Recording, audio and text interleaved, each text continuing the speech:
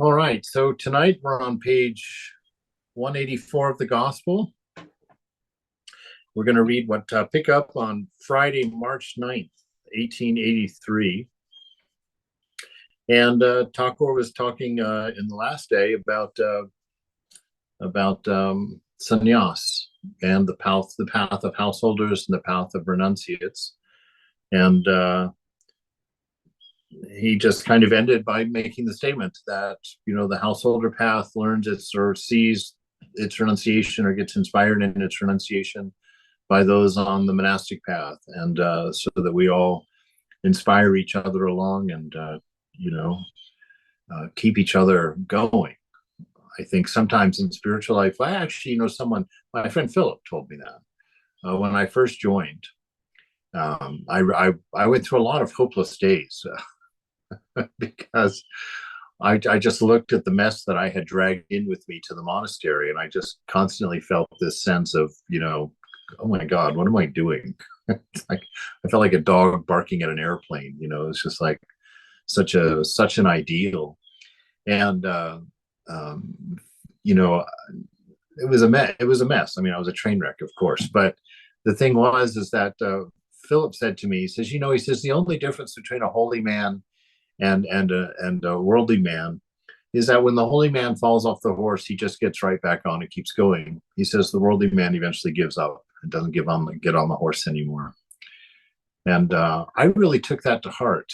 And sometimes, in the absence of any great accomplishments, I think that there is a great deal of satisfaction in the heart when, at least after a life, you can say, I got back on the horse every time.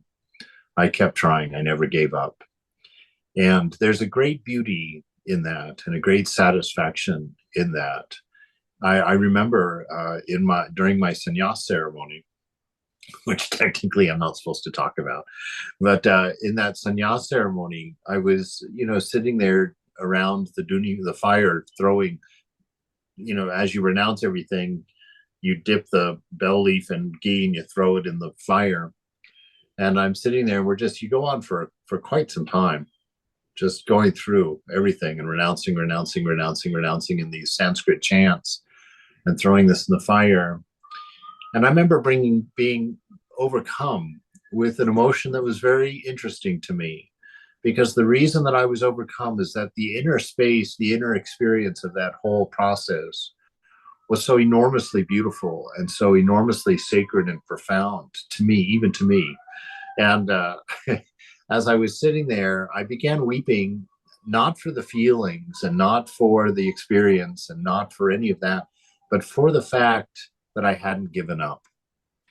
I just felt such an intimacy with the beloved at that moment.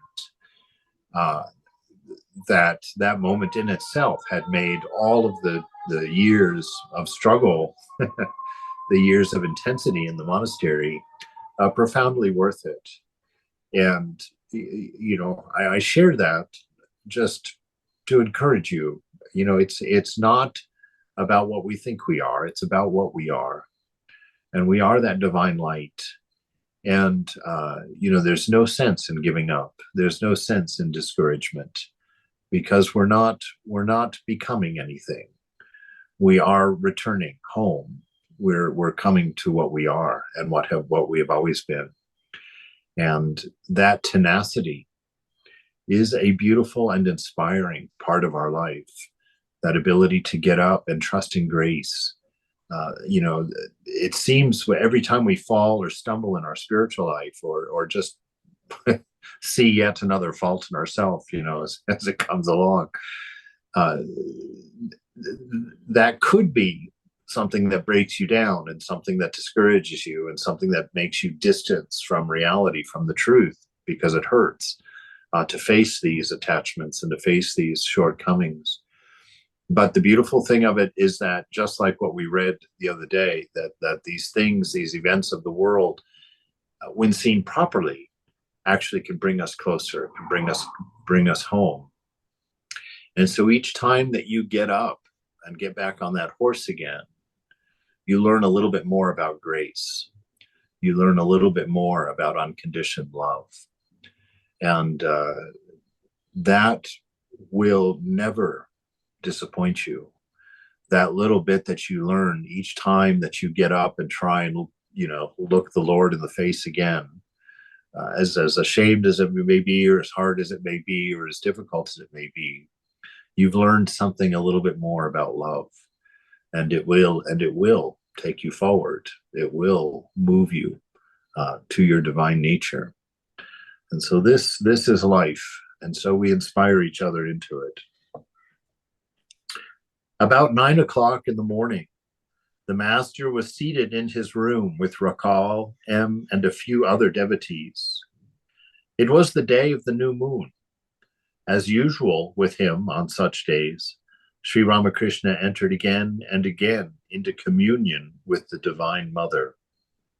He said to the devotees, God alone exists. All else is unreal. The Divine Mother has kept all deluded by her Maya. Look at men. Most of them are entangled in worldliness. They suffer so much. But still they have the same attachment to woman and gold, lust and greed. The camel, he eats thorny shrubs and blood gushes from his mouth, and still it will eat those thorns. While suffering pain at the time of delivery, a woman says, I will never go to my husband again. But afterwards, she forgets. The truth is that no one seeks God. There are people who eat the prickly leaves of the pineapple and not the fruit. Devotee. Sir, well, why has God put us in this world? Master, the world is the field of action. Through action, one acquires knowledge. The guru instructs the disciple to perform certain works and to refrain from others. Again, he advises the pupil to perform action without desiring the results. The impurity of the mind is destroyed through the performance of duty. It is like getting rid of a disease by means of medicine under the instruction of a competent physician. Well, why doesn't God free us from this world? He will free us when the disease is cured. He will liberate us from the world when we are through with the enjoyment of lust and greed. Once a man registers his name in the hospital, he cannot run away. The doctor will not let him go unless his illness is completely cured. During these days, Sri Ramakrishna's heart overflowed with motherly love, like a love Yashoda felt for Krishna. So he kept Rakal with him. Rakal felt toward the master as a child feels toward his mother. He would sit leaning on the master's lap as a young child leans on its mother while sucking her breast. Rakal was thus seated by the master when a man entered the room and said that a high tide was coming in the Ganges. The master and the devotees ran to the Panchavati to see it. At the sight, if a boat being tossed by the tide, Sri Ramakrishna exclaimed, look, look, oh, I hope nothing happens to it. They all sat in the Panchavati. The master asked M to explain the cause of the tide. M drew on the ground the figures of the sun, the moon, the earth, and tried to explain gravitation, ebb tide, flood tide, new moon, full moon, eclipse, and so forth. Master, stop it. I can't follow you. It makes me dizzy. My head, it's aching. How come they know of things so far off? You see, during my childhood, I could paint well, but arithmetic would make my head spin. I couldn't learn simple arithmetic. Sri Ramakrishna returned to his room with the devotees. Looking at the picture of Yashoda on the wall, he said, "It is not well done. She looks like a garland seller." The master enjoyed a nap after his noon meal. Atar and other devotees gradually gathered. This was Atar's first visit. He was a deputy magistrate and about 30 years old. Atar to the master, "Sir, I have a question to ask. Is it good to sacrifice animals before the deity? It certainly involves killing. Master. The Shastra prescribes sacrifice on special occasions. Such sacrifice is not harmful. Take, for instance, the sacrifice of a goat on the 8th day of the full or new moon. I am now in such a state of mind that I cannot watch a sacrifice. Also, I cannot eat meat offered to the Divine Mother. Therefore, I first touch my finger to it and then to my head, lest she should be angry with me. Again, in a certain state of mind, I see God in all beings, even in an ant. At that time, if I see a living being die, I find consolation in the thought that it is the death of the body, the soul being beyond life and death. One should not reason too much. It is enough if one loves the lotus feet of the mother. Too much reasoning throws the mind into confusion. You get clear water if you drink from the surface of a pool.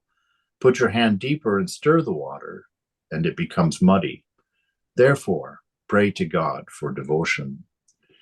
He's just mentioning that whole danger of getting caught up in the world of ideas, the world of your karmas, the world of your past experiences, the worlds of your emotions and your feelings, and losing touch with the present, with the present moment, which is always unidentified, in the sense that it's always full of a potential to go anywhere, in any direction. You are always free. And when we get caught up in the mind, when we get caught up in the direction of our life, our presumed direction of our life, which is nothing more than our karma, we get caught and we start submitting to a circular motion, to the circular movement of karma. We act like we've always acted. We do what we've always done. We eat what we've always eaten. And we begin to tune out of the present moment almost completely and live entirely in this world of thought, this world of assumption, this world of thinking. And that's confusion, because you can never know enough to get an accurate perspective of now. You're first of all, you live in an infinite universe, and you've only got 5 tools in your toolbox. Your taste, touch, hearing, smelling, and seeing. That's all you've got. And so with these 5 simple tools, you've decided to figure out reality. Well, there's an absurdity to that. There are things way beyond the 5 senses, millions of things beyond the senses. A few of them we figured out with machinery, but there's millions more that we will never even know of their existence. And so living in the world of the senses in order to find God is not the way. It's letting go of all of that. It's stepping out of our minds and experiencing what is, undefined by the mind, undefined by experience, undefined by assumption and projection, but just being quiet enough to actually see what it is without having to be told.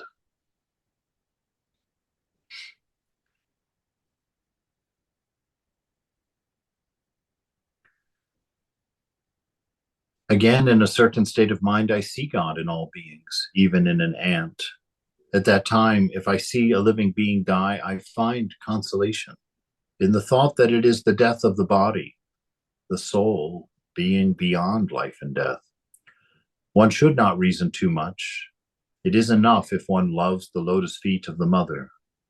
Too much reasoning throws the mind into confusion. You get clear water if you drink from the surface of the pool. Put your hand deeper and stir the water, and it becomes muddy.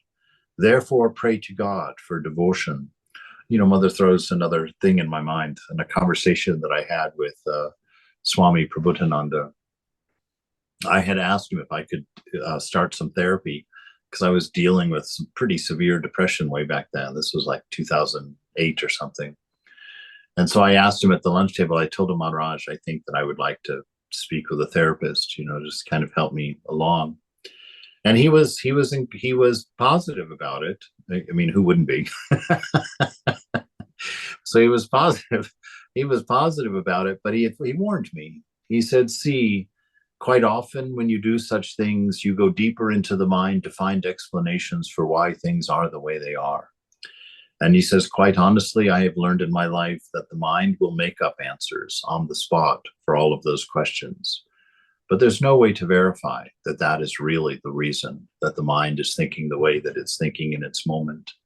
He says, so be careful. Always keep your hand on the divine when you talk about these things and when you look at your mind. Don't let go of the Lord and go into your mind for your answers. He says it is empty and infinite and will lie to you 1,000 times about what you are. He says, so yes, do the therapy. It will be good, but keep your hand on the Lord and always use that to guide you as you go through the mind, as you observe the mind. That's a very important piece. That's the danger of relativity, that we live in a relative world, which means we live in a relative mind. And relativity, nothing has an absolute measure in relativity. Nothing is absolutely true in relativity. And so that's why we hold on. That's why it's so important to find and to touch the granny, as Thakur calls it. The what do they call that in hide and seek? You have to touch we don't call it a granny, whatever we call it. But you come in and you touch that, you hold on to that space. That is the point and the center of the game. And so the thought of God is the same for us as we play hide and seek with our identity with the Lord, as we run around looking for the truth. Hold on to the granny, hold on to the pole. The divine love, divine identity is that. And then go and do what you need to do, but carry it with you. Behind Dhruva's devotion, there was desire. He practiced austerities to gain his father's kingdom, but Prahlada's love for God was motiveless, a love that sought no return. And this seeking no return, that's code for staying in the present moment, for being in the present moment. When you bring in motivation, you bring in past and future. You bring in time, space, and causation. These unreal things, they're just tools and concepts of mind to carry on the personality, to carry on the ego. But in reality, there's only this moment. And in this moment, what purpose can be in a moment? The moment is, what do we need to figure out in the moment? There's nothing to figure out. It is. It's what it is. It's the time that we let go of all of our stories and seek that motiveless love. Where does that motiveless love come from? Our mind tells us that we would have to develop this, that somehow we would have to fall in love with God or something like that. But you see, the moment itself is motiveless love. The moment itself is the I am. And what is the I am but pure love, unconditioned love? Unconditioned because there's no past and future around it to determine where it gets sent or where it comes from. There's no causation around it to give it a reason or a judgment. There's only the isness of this pure love. And it exists only in you, only in this moment. And there is nothing else that's real but that. It is enough to feel that love for the Great Mother. The devotee, how can one realize God, Master? Through that kind of love. But one must force one's demand on God. One should be able to say, oh God, will you not reveal yourself to me? I'm going to cut my throat with a knife. This is the tamas of bhakti. Devotee, well, can one see God? Master, yes, surely. One can see both aspects of God, God with form and without form. One can see God with form, the embodiment of spirit. Again, God can be directly perceived in a man with a tangible form. Seeing an incarnation of God is the same as seeing God himself. God is born on earth as man in every age. So there's your direct promise. Your direct promise from us, from the divine itself, from the hole through which God can be seen. Yes, surely. I love that. March 11th, 1883. Oh, it's a birthday party. It's Sri Ramakrishna's birthday. Many of his disciples and devotees wanted to celebrate the happy occasion at the Dakshineshwar temple garden. From early morning, the devotees streamed in, alone or in parties.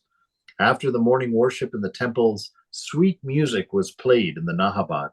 It was springtime. The trees, the creepers, the plants, they were all covered with new leaves and blossoms. The very air seemed laden with joy, and the hearts of the devotees were glad on this auspicious day. M arrived early in the morning and found the master talking smilingly to Bhavanat, Rakal, and Kali Krishna. M prostrated before him. The master to M, "Oh, I'm glad you've come." To the devotees, "One cannot be spiritual as long as one has shame, has hatred, or has fear." One cannot be spiritual as long as one has shame, or has hatred, or has fear.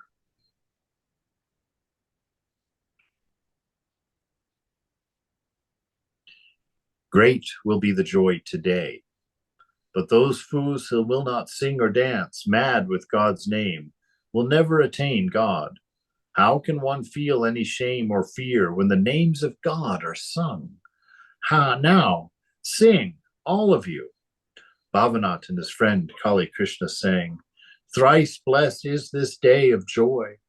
May all of us unite, O Lord, to preach your true religion here in India's holy land. You dwell in each human heart. Your name, resounding everywhere, fills the four corners of the sky. Today, your devotees proclaim your boundless majesty. We seek not wealth or friends or fame, O Lord.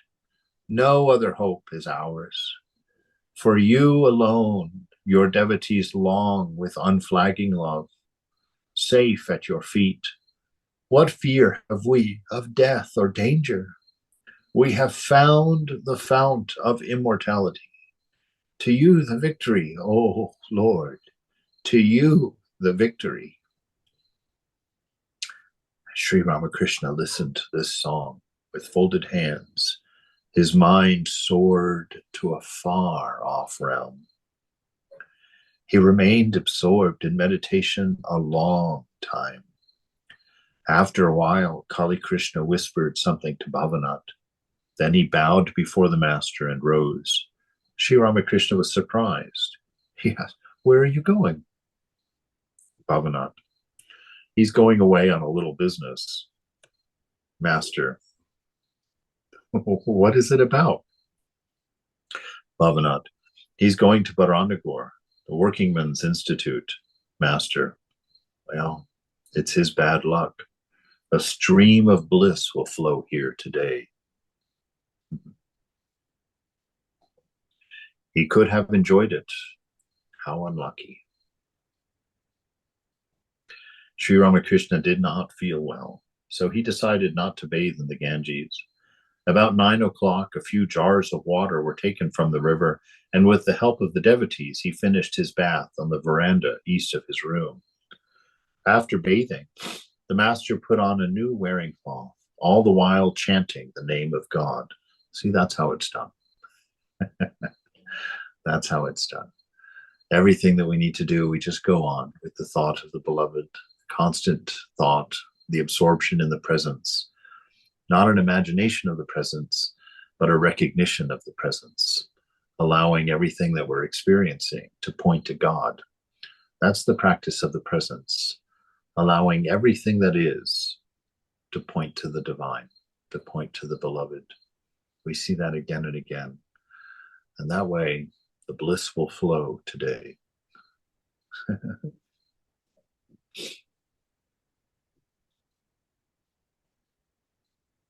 After bathing, the master put on a new wearing cloth, all the while chanting the name of God. Accompanied by one or two devotees, disciples, he walked across the courtyard to the temple of Kali, still chanting her hallowed name. His eyes had an indrawn look, like that of a bird hatching her eggs. On entering the temple, he prostrated himself before the image and worshipped the Divine Mother. He did not observe any ritual worship. Now he would offer flowers and sandal paste at the feet of the image, and now he would put them on his own head. After finishing the worship in his own way, he asked Bhavanath to carry the green coconut that had been offered to the mother. He also visited the images of Radha and Krishna in the Vishnu temple. It was wonderful. It reminds me of Swami Prabhupada in the monastery in San Francisco. I had to start doing the morning worship, and I was quite nervous because I'm not a Sanskritist and I'm not a chanter, and I'm not much of anything along those lines at all. And I told Swami, I said, Maharaj, I've read some places where it's really bad to make a mistake during a puja. I said, but I'm afraid I'm going to make one mistake after another. And he laughed. He told me, see, it is not like that. He said, our puja here is a devotional worship. He said, so we'll give you a general skeleton of a procedure that you should offer the light, you should offer the incense, you should offer the food and the water, you should offer flowers to the Lord. And you should chant these particular phrases during those times. But he said, everything else, he says, pretend it is like a Christmas tree. He says, you have the skeleton, you have the tree for the worship.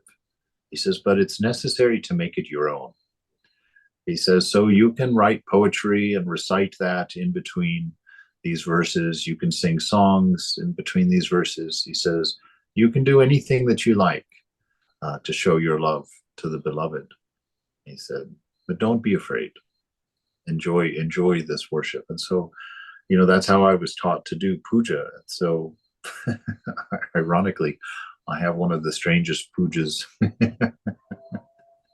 around, just singing all kinds of old Christian hymns and reciting, Sufi poetry, and sometimes just doing goofy things, just joking or making fun of things.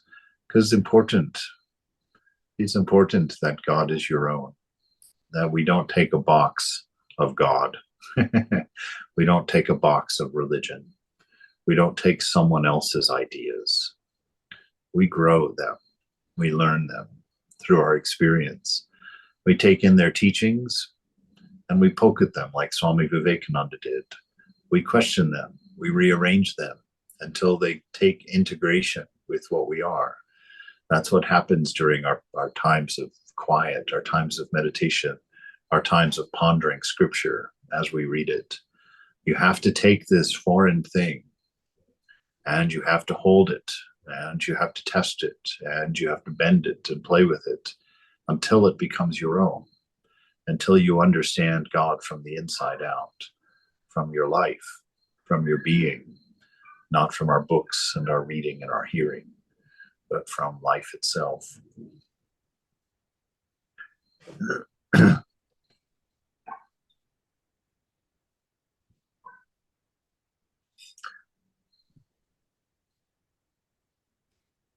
Now he would offer flowers and sandal paste at the feet of the image, and now he would put them on his own head. After finishing the worship in his own way, he asked Bhavanath to carry the green coconut that had been offered to the mother. He also visited the images of Radha and Krishna in the Vishnu temple. When the master returned to his room, he found that other devotees had arrived, among them Ram, Nityagopal, and Kedar. They all saluted the master, who greeted them cordially. He asked Nityagopal, "Will you eat something now?" "Yes," the devotee answered. Nityagopal, who was 23 or 24 years old and unmarried, was like a child. His mind was always soaring in the spiritual realm. He visited the master, sometimes alone and sometimes in Ram's company. The master had observed the spiritual state of his mind and had become very fond of him. He remarked now and then that Nitya Gopal was in a state of the Paramahamsa. Wow. Wow. After Nitya Gopal had finished eating, the master took him aside and gave him various instructions. A certain woman, about 31 years old, and a great devotee, often visited Sri Ramakrishna and held him in high respect. She had been much impressed by Nitya Gopal's spiritual state, and looking upon him as her own son, often invited him to her house. Master, do you go there? Nitya Gopal, like a child. Yes, I do. She takes me. Master, beware, holy man. Go there once in a while, but not frequently. Otherwise, you will slip from the ideal. Maya is nothing but lust and greed. A holy man must live away from woman. All sink there. Even Brahma and Vishnu struggle for life in that whirlpool. Nitya Gopal listened to these words attentively. You see, when Thakur, you know, when Thakur talks to a seeker like that and gives a warning, it's really important for us to know that that is also there. We focus a lot on grace and a lot on divine love and lots on unconditioned love. And there is a danger in that. It's a danger of not renouncing, but using this idea of an unconditioned love and of infinite grace as a sense of license, as a sense of just accepting ourselves in our faults and just not taking the precautions to transcend them, not taking the precautions to break those attachments. We reinforce them. And so at that time, the face of love becomes the teacher, becomes the guru, and will look you directly in the face in very, very direct ways, put a shiver in you, saying, beware, holy man, holy woman, beware. Don't be casual about your faults. Don't be casual about your wrong thinking. Be serious and renounce, because spiritual life without renunciation, devotion without renunciation, is just sentimentality. It's a fooling ourselves. And when the body drops off, you'll still be identified with the body, because of that. And if you're still identified with the body when it drops off at the end of its time, you'll grab another one and you'll swing right back in the hotel room door again. And there you are, crying on your mother's lap as a baby.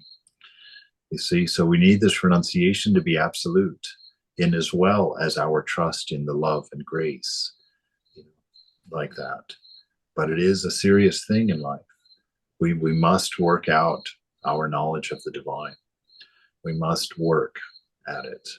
We can't compromise our way into it. We can't accept things just the way they are. We accept ourselves the way we are, but that's what we're trying to find out. What is the way that the self is?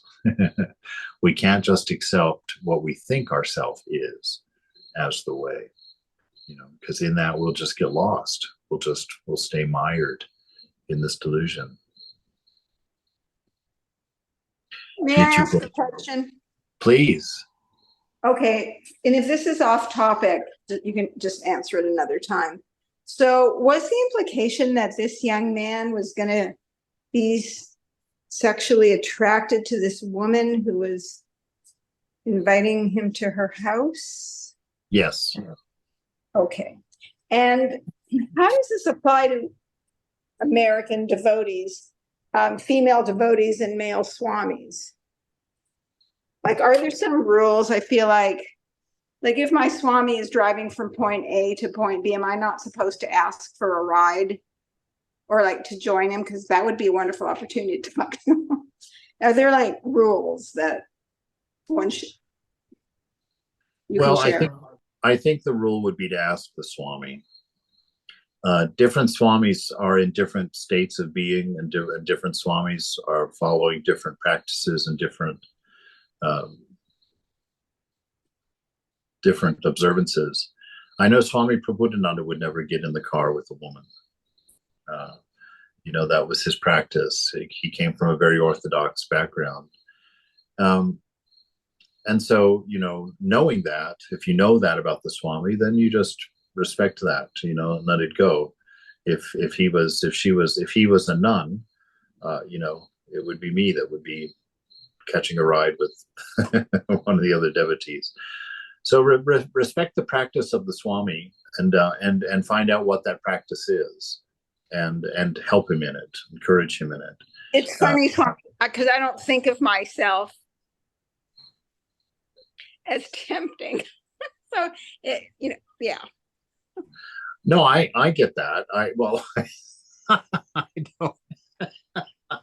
I didn't mean that like it might have sounded, but no, the yeah, it's, but you see the beauty is in the eye of the beholder, right? And so there are, the fact that the divine dwells in you, there is someone there who's going to find you beautiful and attractive, and depending on their ability to understand what it is they're finding beautiful and attractive, it's not the chances of well, I don't want to say that. A lot of times this isn't because the Swami's actually going to end up, in some compromised situation with you. It's more the danger of the mind. I assume they're role modeling modesty or whatever it is. What's that? I believe, to me, I would imagine they're role modeling right behavior. Well, maybe. Although Thakur really scolded a senior sadhu one time. The sadhu was already realized, or had already had at least a form of samadhi, and he still counted his beads. And the master asked him, "Why do you still count your beads now that you've reached the goal?" And he said, "Oh, as an example to my disciples." And Ramakrishna scolded him, "Who are you to be an example? Who are you to think yourself an example for others?" And so, but no, it's a real thing, because for a fall for a sadhu may not be a physical lapse. For at that level of inner peace, of inner silence, the fall can just be a break in the connection, a disturbance in the connection, a reminder of something from the past that awakens a tendency. One time a nun, Swami Swami was in India, and I took the opportunity to visit a little cafe down on the corner of California and Polk Street. And it was a wonderful cafe, big windows all around. I could see all the crazy traffic, because Polk Street, if you want crazy traffic in the world, Polk Street's your street. So I was sitting there, and I saw a nun walk by on the other side of the street. I didn't think she saw me. I really didn't actually think about it. It wasn't a big deal to me at the time. But 5 weeks later, when Swami gets back from India, he calls me into his office and he said, "See, it seems that one of the nuns was out walking and saw that you were having coffee in a cafe on Polk Street." And I said, "Yes, Maharaj, I was out for a walk and just thought it'd be nice to have a cup of coffee." He says, "Yes, it is true." He says, "It seems small and it seems trivial. But see, you're a sadhu, and this is not our ideal." He said, "When you go into a familiar place, or a place that belongs to your old life, you have no idea what samskaras are waiting there to be awakened. You have no idea what desires lurk quietly in the mind that will be awakened in that circumstance." He says, "So for us as sadhus, yes, you can go out to eat if it's necessary. If you're traveling or if there's nothing available, this is fine." He says, "But see, it is not our way. It is not part of our ideal. So unless it's absolutely necessary, you should not expose yourself to such possibilities of danger." And so that was the teaching. And so depending on the sadhu, and what his practices are and what his teachers have said, there are swamis that will not get into cars with women, and there are nuns that will not get into cars with men. And there are even my experience at San Francisco Center, which had both a convent and a monastery. There were more than a handful of the nuns that would not make eye contact with me, you know, and nuns who would address me by nothing else than Mr. Greenway, to keep the formal distance between us. So, everybody has their own practices, and really, we won't necessarily know what they are. But when we learn what they are, we should respect them and encourage them, because these are every one of us walking our road to Mother, to the divine. So, yeah, there are swamis that would be happy to get in the car with you and share their spiritual experiences and on the way to Santa Barbara or whatever. Does that apply even if there's like 3 men, a woman still can't go, or is it just alone with a woman? It depends. Swami Prabodhananda would not get in the car with a woman, regardless of how many others there were in the car. He was very orthodox in that way. But that's not a general teaching, and it's not a judgment about women. It's really a judgment about men, and our wily minds, and that our own mind's love of pleasure. And so, depending on how prominent that is for a man, or how much of a struggle that is for a man, converse, that's how it will manifest for them.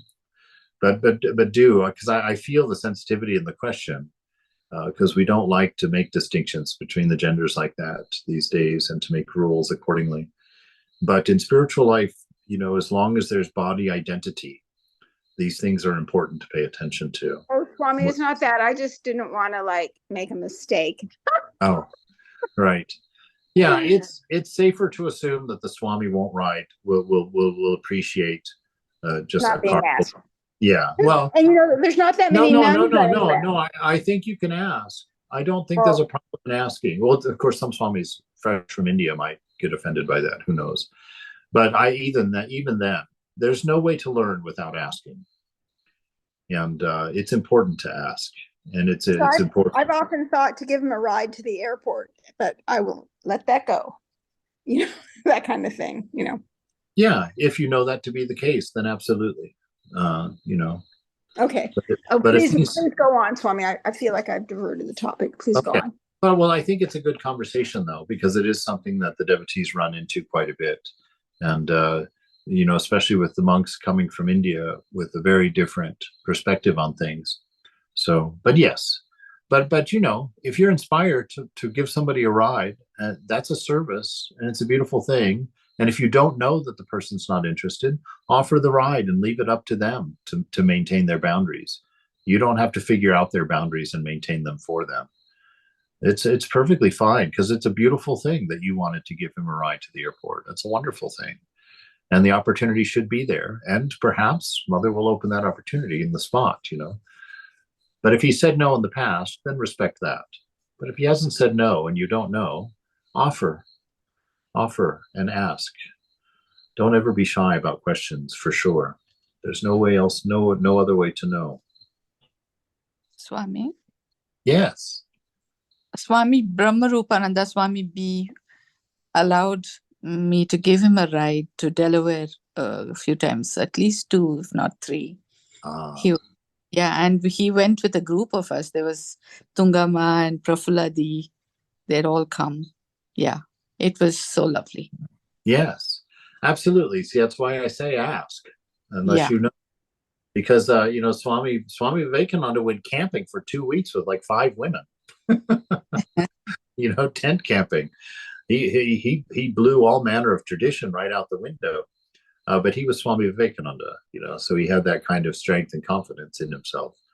So it's not, there's not a concrete answer to these things. Take each Swami as an individual, and respect his practices, but find out what they are.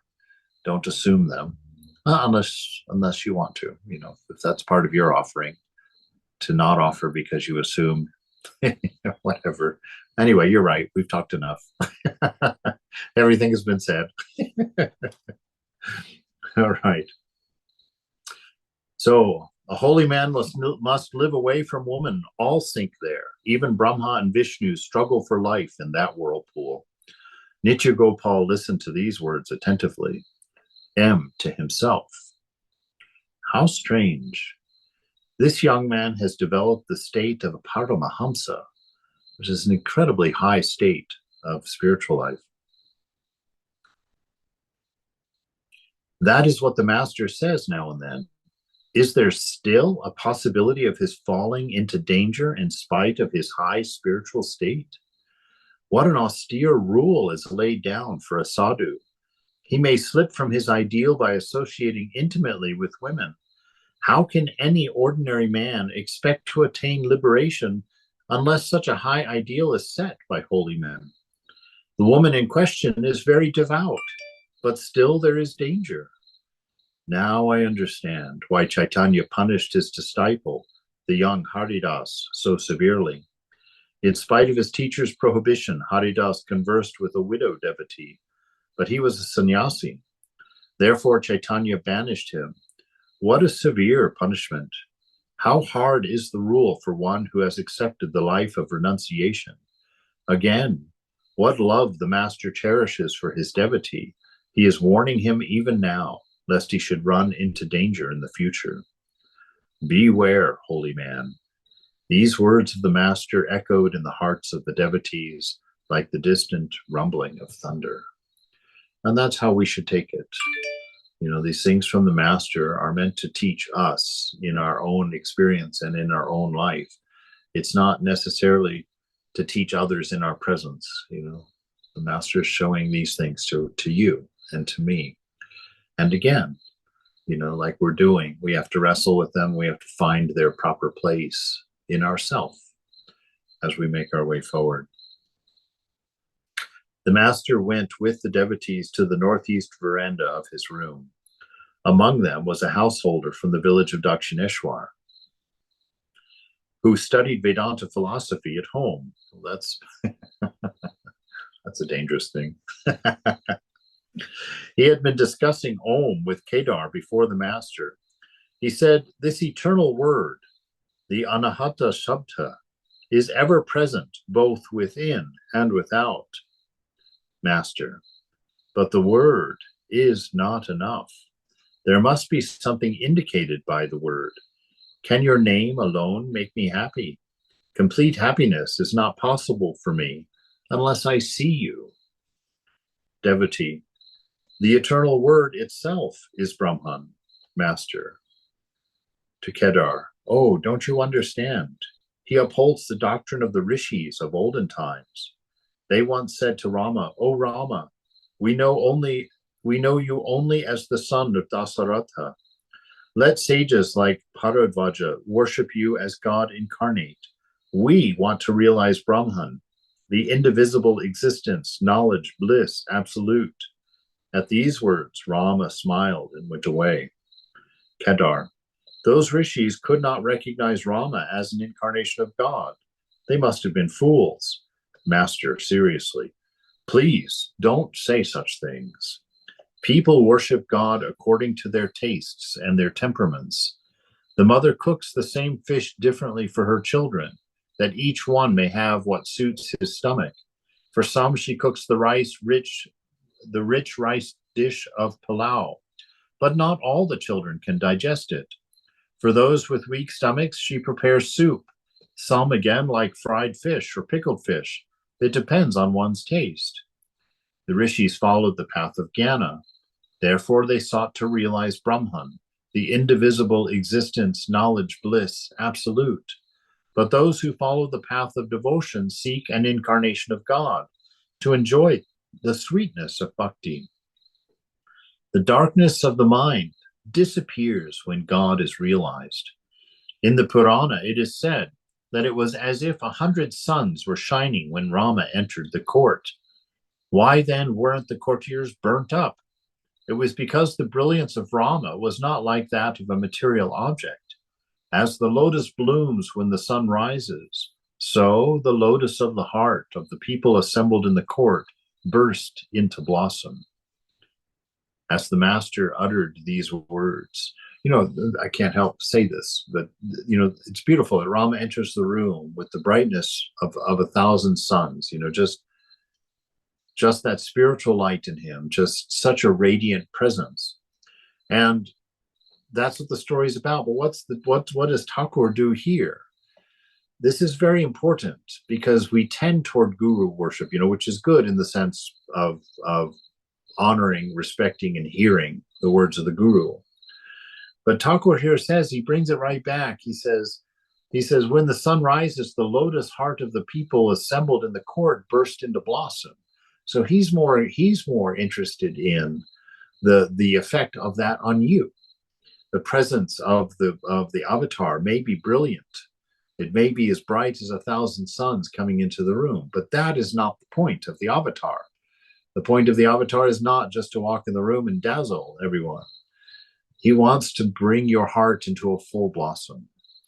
He wants that light of love to find its connection in you, so that you also become a face as bright as 1,000 suns when you walk into a room. That's your destiny. That's your birthright. And that's the point.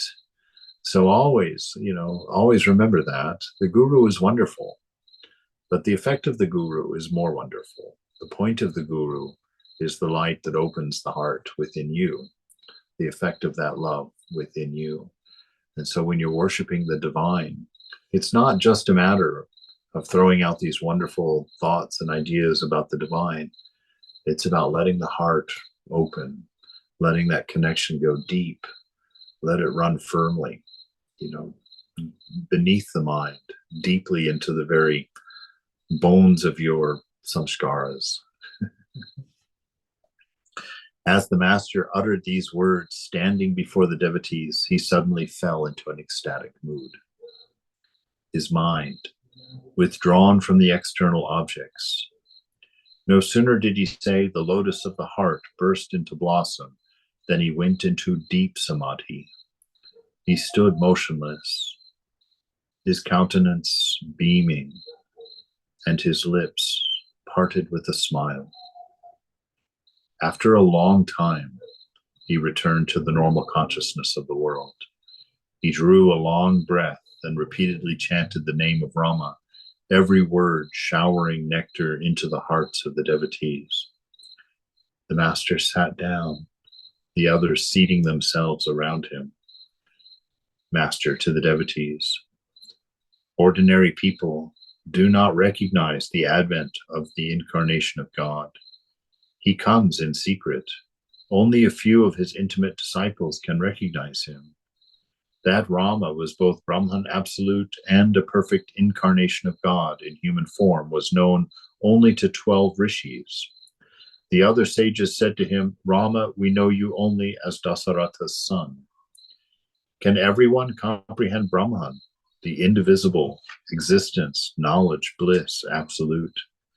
He alone has attained perfect love of God, who, having reached the absolute, keeps himself in the realm of the relative in order to enjoy the divine play.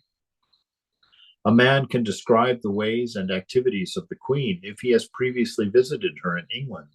Only then will his description of the Queen be correct. Sages like Bharadvaja adored Rama and said, O Rama, you are nothing but the indivisible Satchitananda.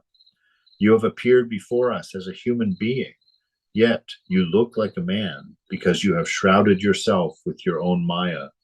These rishis were great devotees of Rama and had supreme love of God. All right.